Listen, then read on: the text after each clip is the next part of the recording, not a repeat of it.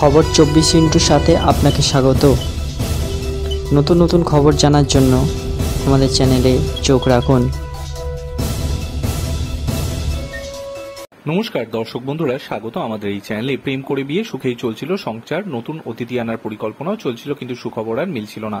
বছরখানেক চেষ্টা করার পরও সন্তান না আসায় শেষে চিকিৎসকেরই দ্বারস্থ হন দম্পতি। ইউএসজির পর চিকিৎসকরা যা বললেন তাতে স্বামীর পায়ের নিচ থেকে মাটি সরে গেল, সঙ্গে সঙ্গে ছুটলেন থানায়। স্ত্রীর বিরুদ্ধে আনলেন প্রতারণার অভিযোগ। কি এমন এসেছিল ইউএসজি রিপোর্টে যে তার স্ত্রীর বিরুদ্ধে এই প্রতারণার অভিযোগ আনতে হলো স্বামীকে?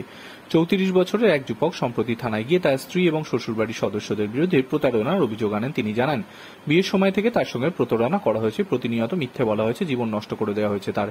কেন এই প্রতারণার অভিযোগ? যুবক জানিয়েছেন, 2023 সালের মে মাসে এক যুবতীর সঙ্গে তার সম্পর্ক গড়ে ওঠে। পরের মাসেই তাদের বিয়ে হয়।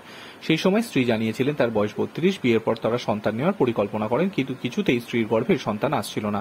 শেষে তার স্ত্রী রোগ বিশেষজ্ঞের কাছে যান। প্রথমে চিকিৎসক কিছু ওষুধ দেন, তাতে কোনো ফল মেলেনি। এরপর ওই যুবতীর ফের সোনোগ্রাফি করানো হয়, আর তাতেই সত্যিটা সামনে আসে। চিকিৎসকেরা জানান, ওই যুবতীর জরায়ুতে সমস্যা থাকায় সন্তান ধারণ গর্ভধারণ করা সম্ভব নয়। তাছাড়া মহিলার বয়স 42 থেকে 44-এর মধ্যে। ফলে স্বাভাবিক পদ্ধতিতে গর্ভধারণ করা খুব কঠিন। এই শুনে স্বামীর পায়ের নিচ থেকে মাটি সরে যায়। ওই রিপোর্টে বিশ্বাস না করে আরেক চিকিৎসকের কাছে যান যুবক। সেই চিকিৎসকও একই কথা বলেন।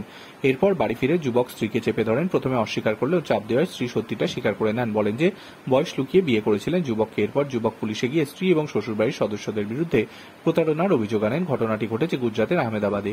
ওই যুবক জানিয়েছেন, বিয়ের আগে স্ত্রীর জন্ম সার্টিফিকেট দেখতে চেয়েছিলেন, কিন্তু কোনোদিনই সেই সার্টিফিকেট দেখাননি স্ত্রী। পুলিশে অভিযোগ দায়েরের পর মহিলা যে সার্টিফিকেট দেন তাতে তার জন্মসাল 1991 উল্লেখ করা ছিল, কিন্তু আসলে 1985 সালে জন্ম তার। জাল সার্টিফিকেট দেখিয়ে বিয়ে করেছিলেন। স্ত্রীর হাতে এমনভাবে প্রতারিত হয়ে এখন ডিভোর্স চাইছেন স্বামী। Bureau report.